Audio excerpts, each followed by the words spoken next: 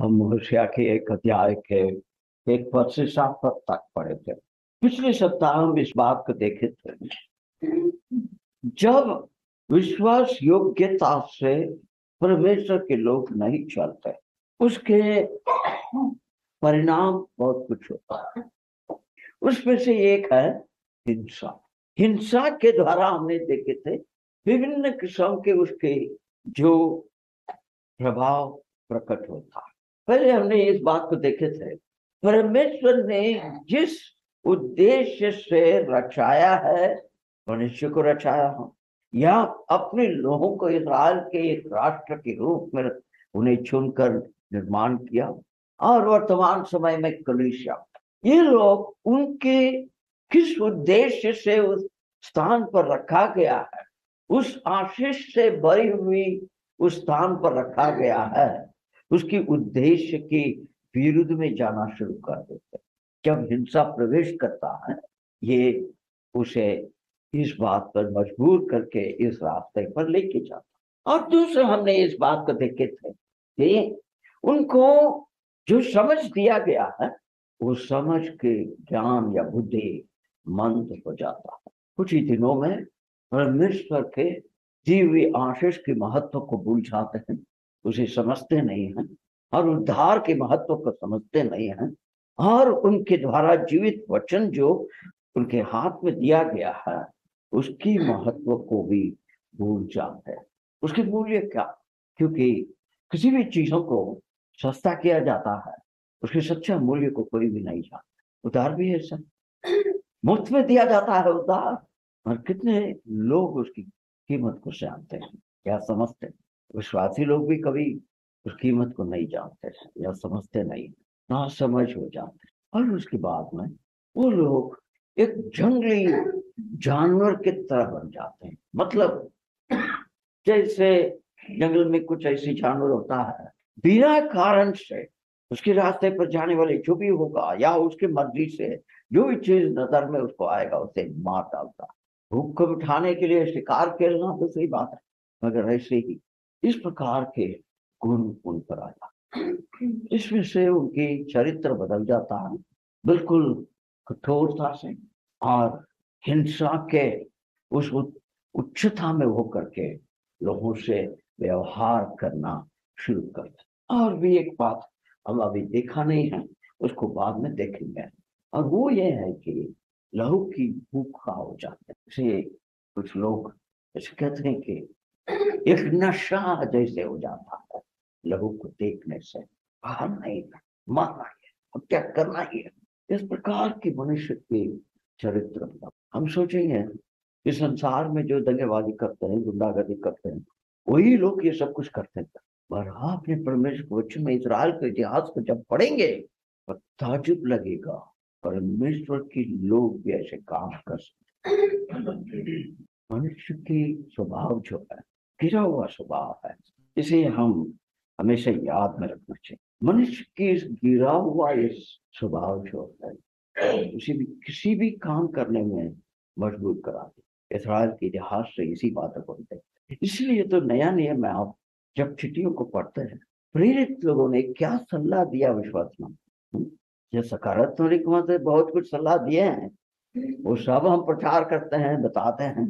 नकारात्मक तरीका से बहुत कुछ सलाह भी दिए हैं, उसको जरा होश से सोचिए बैठकर, देने की वजह क्या है और क्यों उन लोगों ने चिट्ठी में यह भी लिखा है कि परमेश्वर के सारे पवित्र शास्त्र उनकी प्रेरणा से हमें दिया गया। तो किस लिए वो भी बताते हैं, हमें इन बातों को समझना सीखना है। अब पिछले सप्ताह जैसे हमने देखा है, ये जब खून की प्यासा हो जाते हैं, उससे एक साइडिस्टिक मतलब एक किस्म का, जैसे मैंने बोला नशा, उससे एक आनंद होता है। पिछले सप्ताह हमने इस बात के बारे में देखेंगे करके कहा था, हमारे जो स्वभाव में हम जानवर की तरह हो जाते हैं, उसको पढ़िए 1 अध्याय के 4 पद। तब यहोवा ने उससे कहा, उसका नाम इस्राएल रख, क्योंकि थोड़े ही काल में मैं यहू के घराने को इस्राएल की हत्या का दंड दूंगा, और मैं इस्राएल के घराने के राज्य का अंत कर दूंगा। दोबारा पढ़िए। तब यहोवा ने उससे कहा, उसका नाम इज़राइल रख। क्या रखो? इज़राइल। इज़राइल, जजरील। इज़राइल होगा। ओके, पढ़िए। इज़राइल रख, क्योंकि थोड़े ही काल में मैं यहू के घराने को इज़राइल की हत्या का दंड दूंगा और मैं इस्राएल के घराने के राज्य का अंत कर दूंगा। यहाँ पर परमेश्वर ने कहा उसके नाम जजरेल रखो, अंग्रेजी में लिखा है, और उसको यहूदी भाषा में दूसरे शब्दों से लिखा गया है। और कहते हैं कि कुछ ही समय में जजरेल में बहाए हुए लहू का बदला मैं यहू के घर के ऊपर लूंगा। और दूसरी बात कहते हैं इज़राइल के राष्ट्र को मैं खत्म कर दूंगा। 5 पद को पढ़िए। और उस समय मैं इज़राइल की तराई में इसराइल के धनुष को तोड़ डालूंगा। इज़राइल की तराई क्षेत्र में मैं क्या करूंगा? इज़राइल के धनुष को मैं तोड़ डालूंगा। नंबर 1, इज़राइल की तराई क्षेत्र में जो लहू बहाया गया है यहू के घर के द्वारा, उसके ऊपर मैं बदला लेने वाला। नंबर 2, इज़राइल के राज्य को मैं खत्म कर दूं। नंबर 3, उस दिन में मैं क्या करूंगा? इज़राइल के धनुष को उसी जजरेल तराई में तोड़ डालूं। तीनों के बारे में देख, ये धनुष के क्या बात। इसको पहला लेता हूं 5 पद। धनुष को बाइबल में सकारात्मक और नकारात्मक तरीका दोनों से भी उल्लेख किया गया। एक तरीका से, एक तरफ में देखेंगे विजयता की एक चिन्ह है यह धनुष, अधिकार को दिखाता है, और दूसरी तरफ से वो छल से व्यवहार करना, झूठा व्यवहार करना, इसे भी दिखाता है। मतलब इज़राइल के ऊपर मैंने जो अधिकार दिया है उनको, उनकी जो खोए हुए जगहों को मैंने वापस लौटा के दिया, वो सारे अधिकार को मैं तोड़ डालूंगा। और दूसरी तरफ से ये लोग जिस गिरे हुए तरीका से व्यवहार करते, मेरे नाम को ये लोग कलंक लिए निंदा करते, इसलिए मैं इन्हें खत्म कर दूं। सोचने वाली बात है। ये दोनों सकारात्मक और नकारात्मक मैं रेफरेंस भी आपको दे सकता हूँ। बात यह है ब्लड ऑफ यीशु वहां पर बहाए हुए लहू। कुछ लोग जो बाइबल जानते हैं इसे समझते भी हैं, और परमेश्वर ने कहा वहां उसके कारण से तुम्हारे सारे राष्ट्र को, तुम्हारे राज्य को भी निशान से निकाल दूंगा। जब असुर लोगों ने इन्हें बंधुआई में लेके गए थे, उसके बाद में वो लोग वापस लौट कर नहीं आए, और तुम लोगों का ये गलत व्यवहार का जो स्वभाव है उससे भी मैं खत्म कर डालूं। एक देखने वाली बात यह है, वैली ऑफ जजरेल, जजरेल की तराई सिर्फ वचन में पढ़ते हैं। मेरा सलाह यह है कि ये सब पढ़ने का समय पर है। आपका बाइबल के पीछे मैप है तो उसको भी थोड़ा देखिए, तब कुछ बातें आपको समझ में आएगा परमेश्वर क्या कह रहे हैं। और सभी लोगों का हाथ में तो यह है, मिस्टर गूगल में जाइए, लगाइए, देखिए मैप जब ही मिलेगा ना, जब आप उसको देखिए और थोड़ा उसको ध्यान से देखते हुए वचन को भी रख करके देखिए। मेरे विचार में ऐसे आप देखते हुए वचन को पढ़ते जाएंगे तो कुछ ही दिनों में प्रकाश की किताब के बारे में प्रश्न करना ही आप छोड़ दोगे। मतलब क्या है, आप सब कुछ सीखोगे खुद ही। ये आप सोचोगे फिर आप क्या करोगे, हम सीख गए तो फिर आपकी जरूरत नहीं, शायद जरूरत नहीं है, मगर ये क्या है, अनंतता के इतिहास से संबंधित जगह है। जब हमने परिचय के रूप में देखने के समय पर मैंने बोला कि एक ही अध्याय में सब कुछ छुपा हुआ। अभी मैं आपको देखेंगे, मेरे ख्याल से इसके बाद में होगा ना। ये है जजरेल का तराई क्षेत्र, यहाँ पर लिखा है माउंट कार्मल। हाँ, कार्मल के पर्वत में क्या हुआ था भैया, बोलिए थोड़ा। हाँ, थोड़ा जोर से बोलिए, मैं बह रहा हूँ। हाँ, कार्मल के पर्वत में क्या हुआ, सब देख रहा है, सब विद्वान लोग बैठे हैं। एलाइशा ने जीवित परमेश्वर का गवाही का वहां पर एक चुनौती को परमेश्वर का आदेश दिया, किसको? यहाब और जसबेल के द्वारा नियुक्त किए हुए मूर्ति पूजक झूठा गम वक्ता लोगों को, है ना। यहाँ पर कहीं है वो जगह, काश कहाँ पर हुआ वो राजा को मिलूंगा तो पूछेंगे भैया जगह पर ठीक बताओ, कितने बड़े जगह है, ठीक है। यहाँ पर हुआ। अब सुसमाचार में प्रभु यीशु कृष्ण ने कुछ बताया। एक दिन ऐसे आने वाला है, आप लोग का सवाल कई मैं लेकर के बोलता हूँ, क्योंकि उसी का सवाल बार बार होता है, ये कब होगा, कैसे होगा, ये कहाँ है। प्रभु जब इस पृथ्वी में आएंगे, स्वर्गदूतों ने बोला इसी पर्वत पर जैसे गया इसी उतर कर आएगा। और सुसमाचार में पढ़ते हैं, प्रकाश की किताब में भी पढ़ते हैं, उसके बाद में वो सही भूकंप हो जाएगा। वो कहाँ जाएंगे, एक बड़ा युद्ध होने वाला। कहाँ पर जाने वाले, बड़ा याद कीजिए, बोलिए ना, चुप रहेंगे तो समय जाएगा यार, सबको उत्तर तो पता है, बोलिए कहाँ जाने वाले हैं वो, बड़े जंग होने वाला है। उसके बारे में सुसमाचार में प्रभु यीशु कृष्ण ने बोला भैया सुसमाचार का भी पढ़ना शुरू कर दीजिए आज से। मैं तो दूसरा ही कुछ बोलने वाला था, उससे पहले मैं गिरो को, ठीक है कोई बात नहीं, वो पहले ही उत्तर होना। मतलब सुसमाचार में प्रभु ने अपने चेलों से कुछ बात बोला। उस दिन में जब मैगिडो में बड़े जंग होने वाला है, उस समय पर ऐसे परिस्थिति होगा जो सोडम और गोमोरा का परिस्थिति नहीं हुआ है। बोला है कि नहीं बोला, अभी सब बोलते हैं। वो किस प्रांत के उदाहरण देखते हुए बोले इस बात को, वो बोलिए किस जगह का उदाहरण लेते हुए सोडम और गोमोरा का परिस्थिति तुमसे अच्छा होगा। किसके उदाहरण लेके बोले, हाँ कफरनहूम। वो कहाँ पर पड़ता है, उस जगह का नाम तो बोलिए ना। ये सारे गलील में पड़ता, कफरनहूम। वो मतलब बोला है जरा कहाँ पर है, सी ऑफ गलीली, ठीक है। गलील का परिस्थिति बहुत बुरा होने वाला है। गलील कहाँ है, मैगिडो इस तरफ, यहाँ कहाँ पर, वैली ऑफ जज़रील का इसी जगह में है, मैगिडो का तराई क्षेत्र में। ये सारे समस्या में पड़ने वाले। अब देखिए जज़रील का लिया और इस्राएल को पूरा मिठा दूंगा, ये 10 गोत्र की सारे चीजों को उठाने वाला हूँ, सब कुछ बोलेगा। और ये उनकी राज्य स्थापित करने का समय तक होने वाले सारे इतिहास छुपी हुई बात है। और वो न्याय क्यों ऐसे होगा, उसका कारण है परमेश्वर के लोगों की विश्वासघात के कारण से, विश्वास योग्यता से उनके प्रति नहीं चलने के कारण से। हाँ, संसार में एक विवाद चलता है, कलीसिया महासंकट से गुजरेगा नहीं गुजरेगा, कौन सही है कौन गलत है, इसके बारे में हम निर्णय करेंगे, प्रभु निर्णय नहीं करेंगे, प्रभु करेंगे। मगर प्रभु यीशु कृष्ण ने महासंकट के बारे में अपने चेलों को एक बात बोला।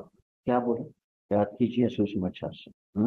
याद नहीं आ रहा, प्रार्थना करो तुम उस दिन यहाँ नहीं हो, क्योंकि अभी बोल रहा है वो अपने साइंस से दिखा रहा है सब कुछ। सृष्टि का दिन से लेकर के ऐसे दिन कभी नहीं हो, ऐसे दिन होने वाला, मतलब जल प्रलय के दिन से भी भयानक एक दिन होने वाला। विचार करके देखते भाई जसरील में मर। जेहू कौन है भैया, आप जानते हैं, कितने लोग जानते हैं जेहू के बारे में, हाथ उठाइए थोड़ा, सब चुप करके बैठे, हाथ उठाइए ना। इनको भी तो पता होना चाहिए, उसको भी तो पता होना चाहिए, आपको भी तो पता होना चाहिए जेहू कौन है। कौन कौन जानता है, मैं भी थोड़ा सा जानता हूँ जेहू के बारे में। जेहू इज़राइल के राजा था, परमेश्वर ने उसे राजा करके नियुक्त किया। कब कहा, ये हाब और जज़बेल के जो हिंसा बढ़ते गया, इज़राइल को ऐसी मूर्ति पूजा के अंदर डुबा दिए ये लोग, कार्मल पर्वत के चमत्कार के बाद में भी अंत नहीं हुआ। इसलिए परमेश्वर ने निश्चय किया अब मेरे न्याय ये आपके परिवार के ऊपर होना है। बहुत हो गया, अभी डोरी को खींच लें मेरी। परमेश्वर कभी कभी डोरी छोड़ देते हैं। मैं बहुत बार उदाहरण देता हूँ इतवार के दिन पर प्रचार करने पर, किसान लोग, गांव के लोग जानते हैं, जब गाय या गाय जो है छोटा एक खास करके गाय जो बच्चा पैदा देती है, वो जब वो छोटा रहता है तो उसको पकड़ नहीं सकते हैं, भागता हुआ।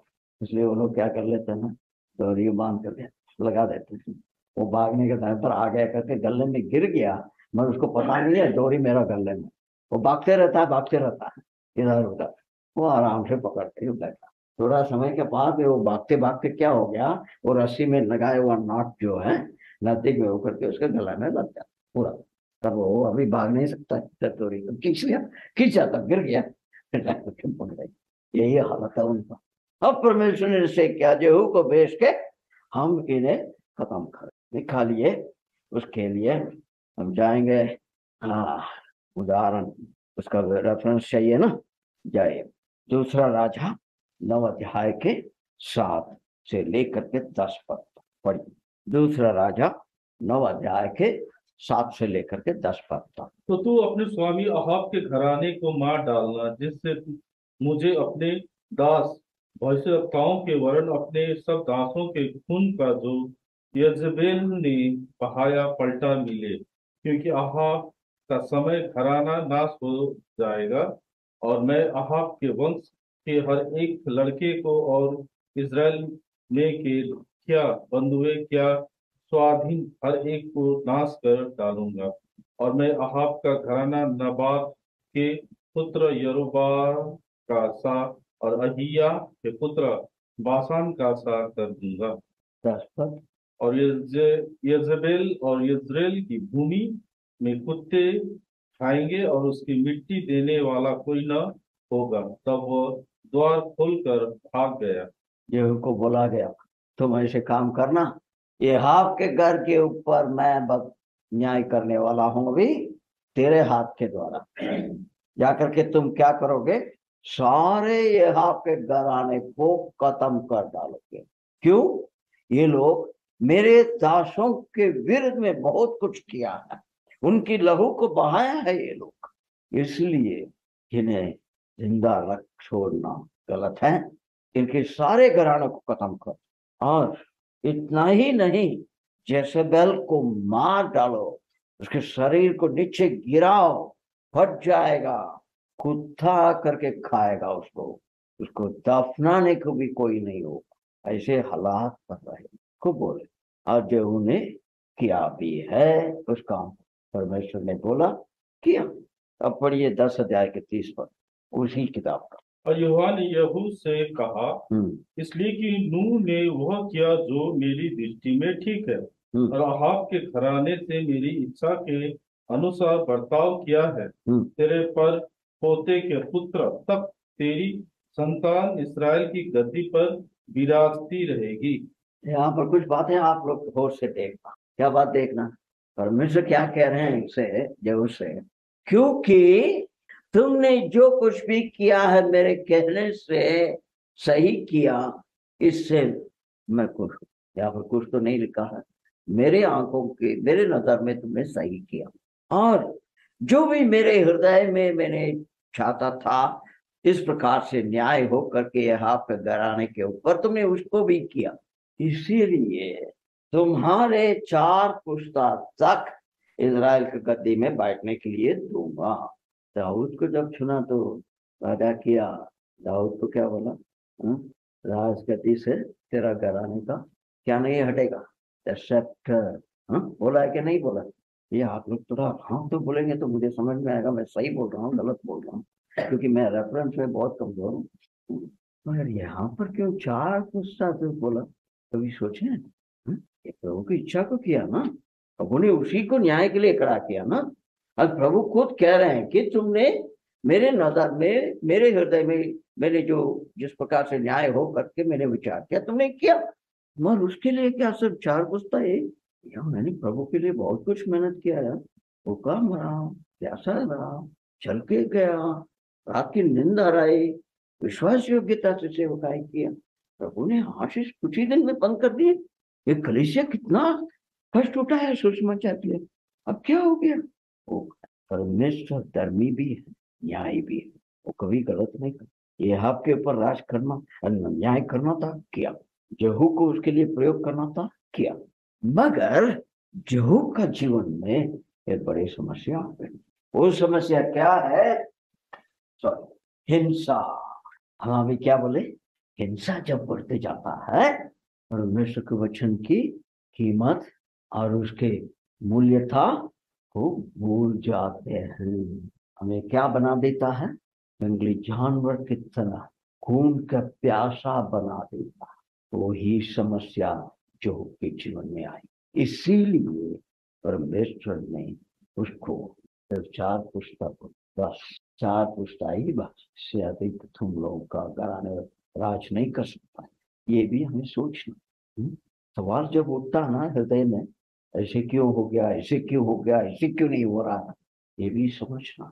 जब हमने वचन में पढ़ते हैं प्रभु यीशु क्रिस्त के बारे में, वो क्रूस की मृत्यु तक आज्ञाकारी बनकर रहा। He was obedient unto death। मतलब पिता ने जैसे कहा उतना ही, एक कदम उधर नहीं, एक कदम इधर नहीं। वहां ये विश्वासियों को भी सीखना। जब ज्यादा रख दिए समस्या है, कमती रख दिए ना, क्या करिता में पहुंचो, आगे को पूरा नहीं। ये हमें ज्ञान देना। केहू को सीधा नहीं बोला ये बात है, क्योंकि यहू की विवेक में ये सताना चाहिए। क्यों सिर्फ 4 पुस्तक मेरे लिए बोलना? वो भी समझदार आदमी है ना, राजा के विरुद्ध में खड़ा हो सकता है, परमेश्वर की चुना हुआ व्यक्ति है। क्या समस्या? परमेश्वर ने अपने न्याय को करना चाहा और किया, मगर उस न्याय को करने के समय पर, उस न्याय को, वचन को पूरा करने के समय पर हमारे व्यवहार कैसा, हमारे हृदय की भावना कैसा, ये भी मुख्य है। बहुत बार हम देखते हैं ना, एक राजा को भविष्यवक्ता ने बोला मारो जमीन में तुम्हारा इसमें से जो क्या बोलता है तीर।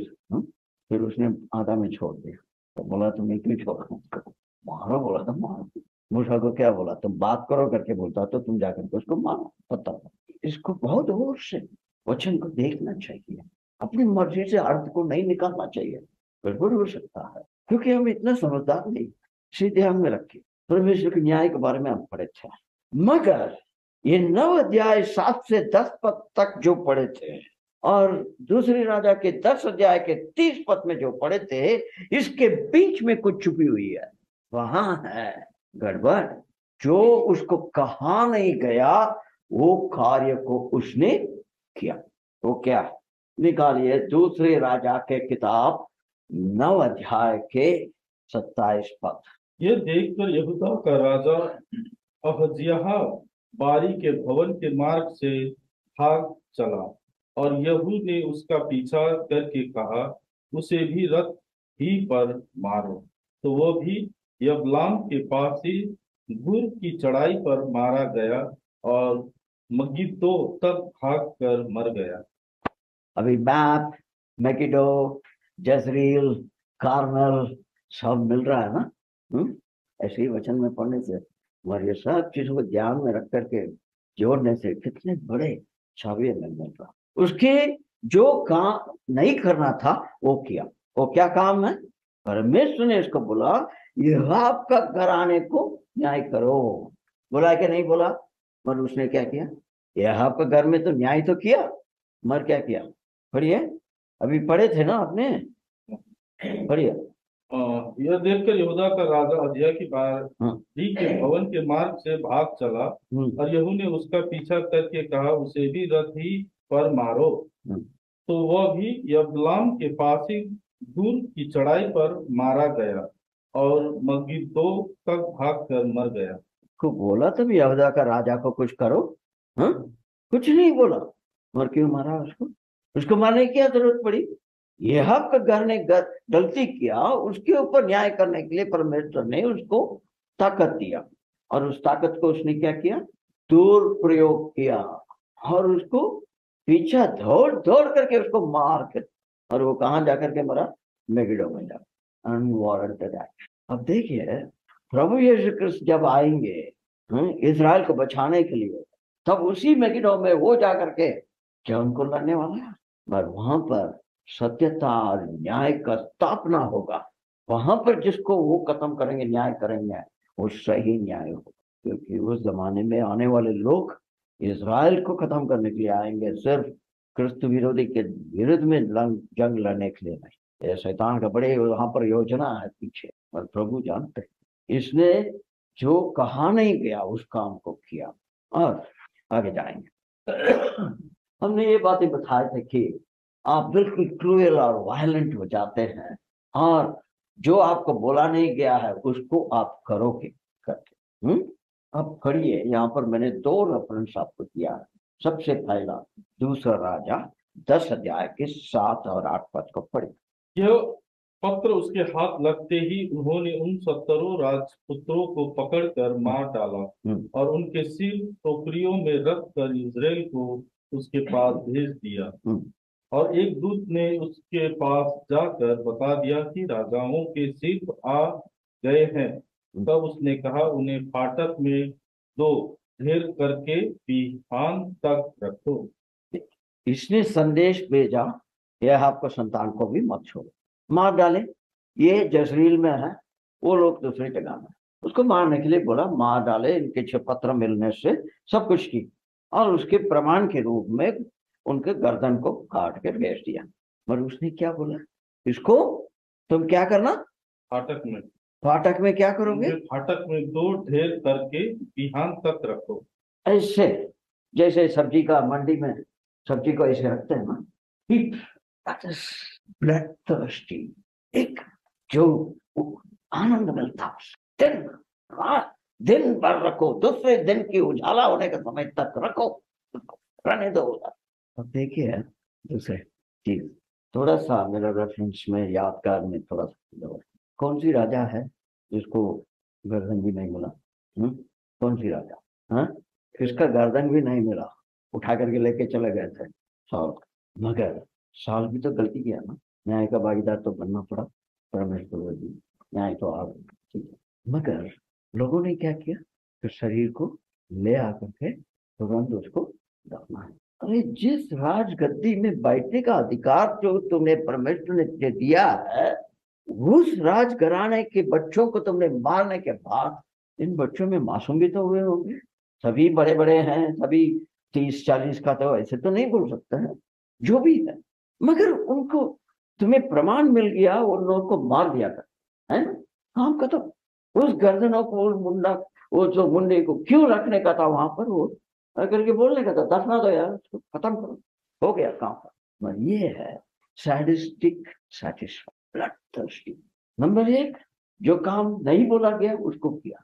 नंबर 2, जो काम पूरा हो गया है उससे भी उसने तृप्त नहीं हुआ, लोगों के सामने प्रदर्शन कराना है उसको। और दूसरा रेफरेंस मैंने दिया, पढ़िए दूसरा राजा 10 अध्याय के 14 पर। तब उसने कहा, इन्हें जीवित पकड़ो। तो उन्होंने उनको, जो 42 पुरुष थे, जीवित पकड़ा और उन कतरने के स्थान की बावली पर मार डाला। उसने उनमें से किसी को न छोड़ा। ये भी है, जब एक बार हिंसा के अंदर घुस जाओगे, उसके बाद में रोक नहीं सकते। वो ऐसी एक लहर है, आपको और गहराई में खींचते खींचते जाएगा। ये घटना क्या है पता है? इसको जरा आप घर में जाने के बाद में पढ़िए, फिर भी मैं आपको बताता। यहाँ पर यहूदा के राजा भाग रहा, उसको मार रहा, मगर ये लोग सब यहूदा में राजघराने के लोग हैं, बच्चे लोग, नौजवान लोग आ रहे हैं ये आपका घर में मिलने के लिए। उनको पता नहीं है वो क्या करेंगे, इंटरनेट नहीं था, ब्रेकिंग न्यूज का चैनल नहीं था।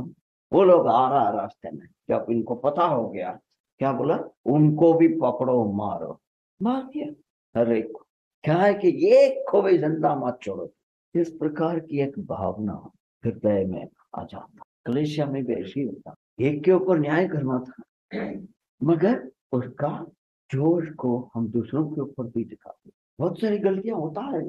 10 अध्याय के 9 पद पढ़िए, होशिया 10 अध्याय के 9 पद। हे इज़राइल, तू गिबा के दिनों में पाप करता आया है, वह उसी में बने रहे। क्या वह गिबा में कुटिल मनुष्य के संग लड़ाई में न फंसे? कह रहे हैं परमेश्वर यहाँ पर 10 अध्याय के 9 पद, हे इज़राइल, तुमने गिब्या के दिनों से ही गलती करके आ रहे हो, पाप करके आ रहे हो।